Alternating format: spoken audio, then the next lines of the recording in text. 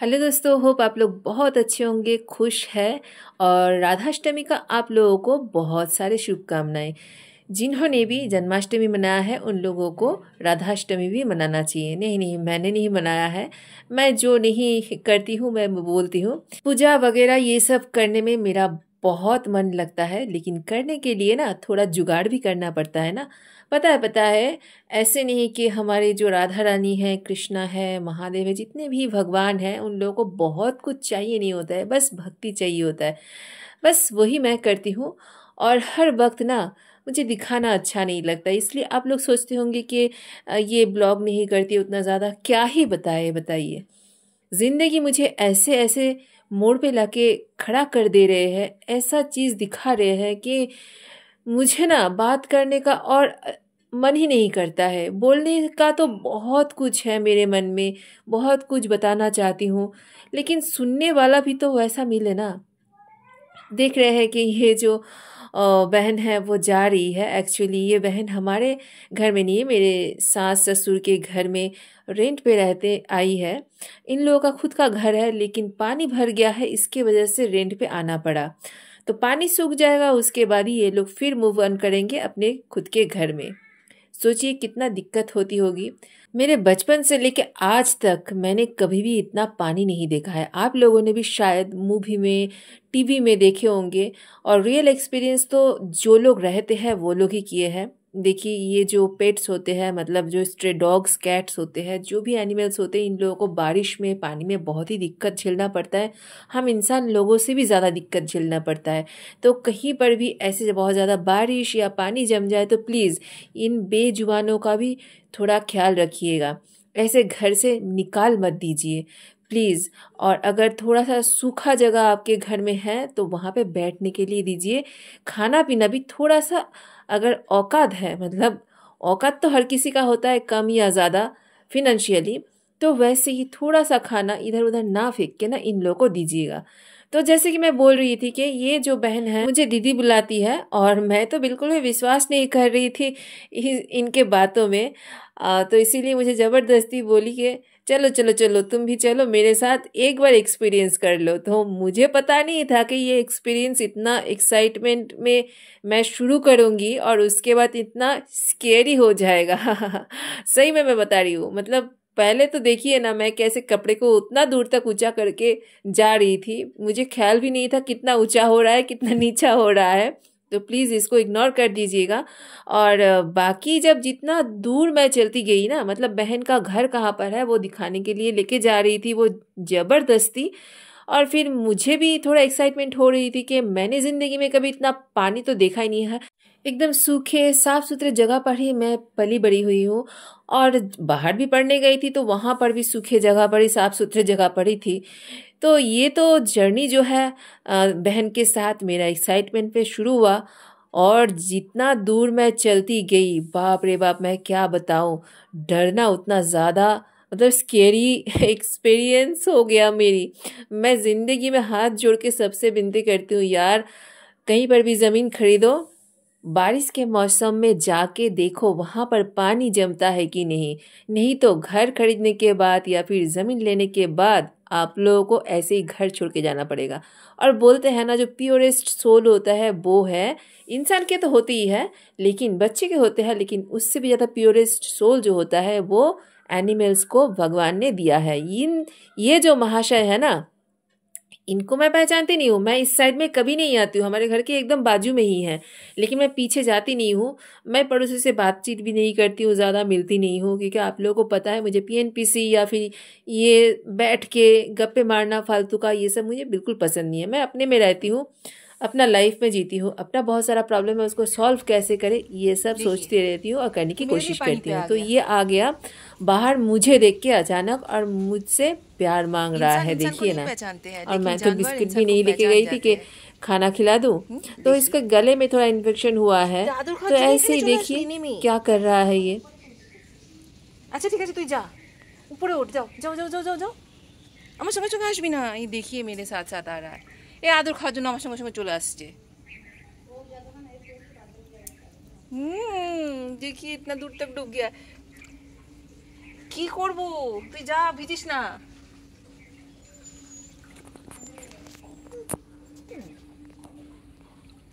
देखिए,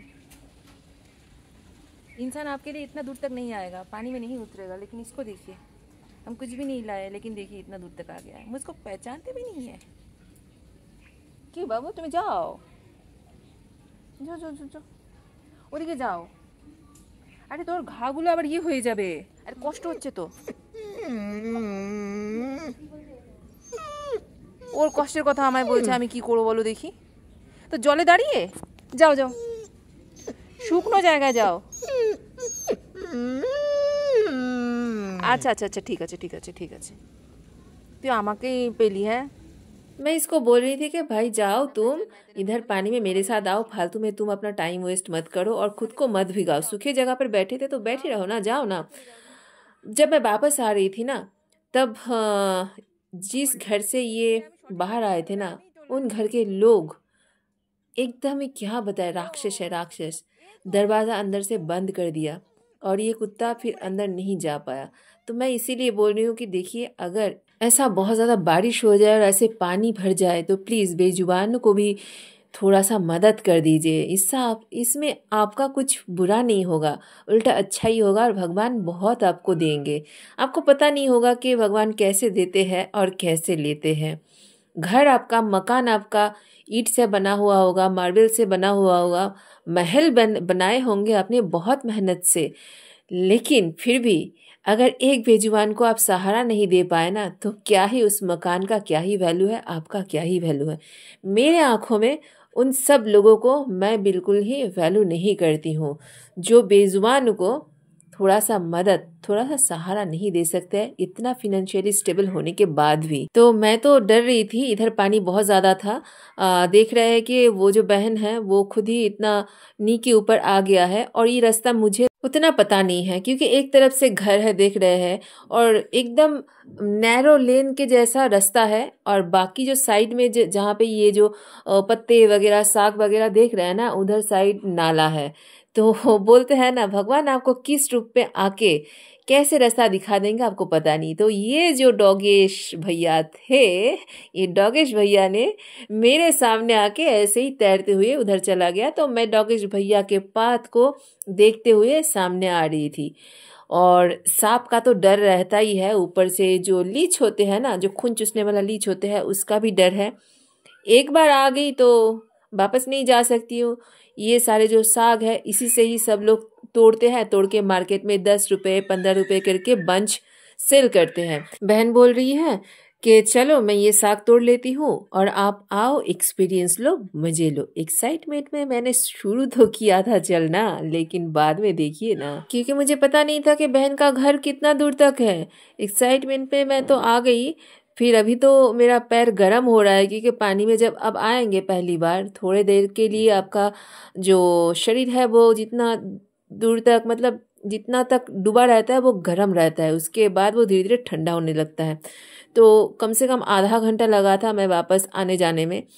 तो क्या हुआ था ना, आने के टाइम पे मेरा जो पैर है बिल्कुल ठंडा हो गया था और बहुत ज़्यादा डर लग रही थी। सही बता रही हूँ, जो कोई भी जिसने भी एक्सपीरियंस नहीं किया है उन लोगों को डर लगेगा ही। और मैं ज़िंदगी में एक कसम खाती हूँ, कभी भी अगर ज़मीन खरीदूंगी तो बारिश के मौसम में जाऊंगी, उस ज़मीन को देखूंगी, उसके बाद ही ज़मीन खरीदूंगी या फिर घर खरीदूंगी या फिर बनाऊंगी। आप लोग भी वैसे ही कीजिएगा, बारिश के मौसम में थोड़ा सा तकल्लिफ उठा के ये जाइएगा। देख रहे हैं ना कितना एक्साइटमेंट में मैं शुरू कर रही हूँ। मेरे अंदर के फीलिंग्स में आप लोगों के साथ शेयर नहीं कर पाऊँगी। ये इतने सुंदर सुंदर घर बनाया हुआ है, आप लोग आगे भी देखेंगे। मतलब सब पानी के अंदर है। घर अपना छोड़ के सब कोई क्या कर रहे हैं, मकान जहाँ पे रेंटेड दे रहे हैं वहाँ पे 6 महीने 5 महीने के लिए जाके रह रहे हैं अपने परिवार के साथ। सोचिए कितना हैरेसमेंट होते होंगे मेंटली और फिजिकली दोनों तरफ से ही। तो इसीलिए कभी भी किसी और के दुख में हंसना बिल्कुल नहीं चाहिए, क्योंकि उस जगह पे आप भी हो सकते थे। शुक्र मनाइए भगवान का कि आप उस जगह पर नहीं हैं। और अगर आपको एक्सपीरियंस करना है तो एक बार उन लोगों के दुख में शामिल होके देखिए, उस जगह पे जाके देखिए, शायद ही आप लोग फील कर पाएंगे। ऐसा नहीं कि हर किसी के पास बहुत अच्छा जॉब है, बहुत कुछ है, सब अपने परिवार को लेके रहते हैं। ये बहन के साथ है 2 बच्चे हैं, 2 लड़कियां हैं छोटी छोटी, तो ये छोटी बच्ची को लेके इतने पानी में कैसे रहेगी। बहन की हाइट मेरे से बहुत कम है, ठीक, मेरे कंधे तक आती है। तो सोचिए ये पूरा ऐसे डूब गई है तो कितना तकलीफ होती होगी। ये छोटी सी बच्ची तो पूरा डूब जाएगी ना। तो इसीलिए ये लोग अपना मकान छोड़ के खुद का रेंट पे आ गए हैं। अब समझ में आ रहा है या फिर अभी भी समझ में नहीं आया? भैया और बहनों, देखिए और सुनिए और समझिए, पॉपुलेशन थोड़ा कम कीजिए, नहीं तो ऐसे ही हालत होगा। हाँ हाँ, आप लोग सोचेंगे कि मैं हमेशा पॉपुलेशन के बारे में ही बात करती रहती हूँ। एक दिन आप सबको पता चलेगा मैं क्यों बोलती रहती हूँ।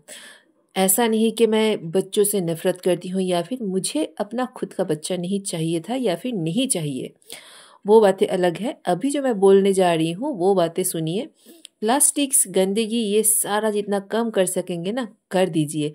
एक तरफ भरेगा तो दूसरे तरफ आएगा ना। आप लोग सोच रहे होंगे कि अरे उधर तो थोड़ा डाउन जगह है, जगह थोड़ा नीचा है तो इसीलिए पानी जम गया है। हमारा जगह, हम जहाँ पे रहते हैं वो तो ऊपर है, उधर तो पानी कभी नहीं आएगा। याद रखिएगा कि हम लोग 3/4 भाग पानी से घिरे हुए हैं। हाँ, हमारे पृथ्वी में 1 भाग स्थल और 3/4 भाग पानी है और 1 भाग स्थल है जहाँ पे हम लोग रहते हैं।